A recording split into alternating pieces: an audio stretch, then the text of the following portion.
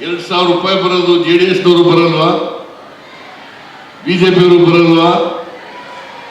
ಹಿಂದೂಗಳಿಗೆ ಬರಲ್ವಾ? ಮುಸಲ್ಮಾನರು ಬರಲ್ವಾ? ಕ್ರಿಶ್ಚಿಯನ್ರು ಬರಲ್ವಾ? ಎಲ್ರಿಗೂ ಬರ್ತದೆ.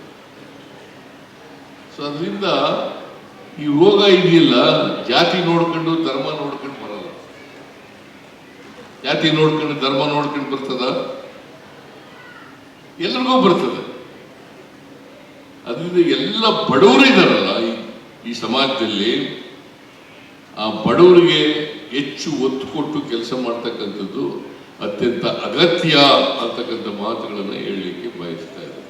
ಮುಂದಿನ ದಿನಗಳಲ್ಲಿ ಈಗ ಹರೀಶ್ ಗೌಡ ಹೇಳ್ತಾ ಇದ್ರು, ನಿವಾಸ ಒಂದು ಸೆಂಟರ್ ಆಗಬೇಕು ಇಲ್ಲಿ ಅಂತ.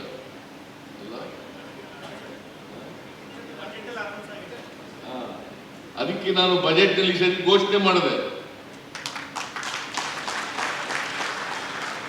ನಿವಾಸ್ ಕೇಂದ್ರನೂ ಕೂಡ ಮೈಸೂರು ನಗರದಲ್ಲಿ ಆಗಬೇಕು. ಬೇರೆ ಬೆಂಗಳೂರಿನಲ್ಲಿ ಇದ್ರೆ ಸಾಲದು,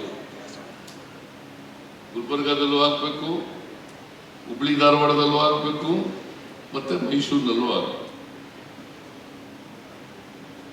ಈಗ ನಮ್ಮ ದಿನೇಶ್ ಹೇಳ್ತಾ ಇದ್ದ, ಕನಿಷ್ಠ ಪಕ್ಷ 60% ಅಲ್ಲ, 60% 100 ಕಿಲೋಮೀಟರ್ಗಿಂತ ಜಾಸ್ತಿ ದೂರ ಹೋಗುದು. 60% ಪೇಷಂಟ್ಸ್ಗಳು 100 ಕಿಲೋಮೀಟರ್ಗಿಂತ ಜಾಸ್ತಿ ಹೋಗ್ಬೇಕು ದೂರ, ಅಷ್ಟರೊಳಗಡೆ ಇಲ್ಲ.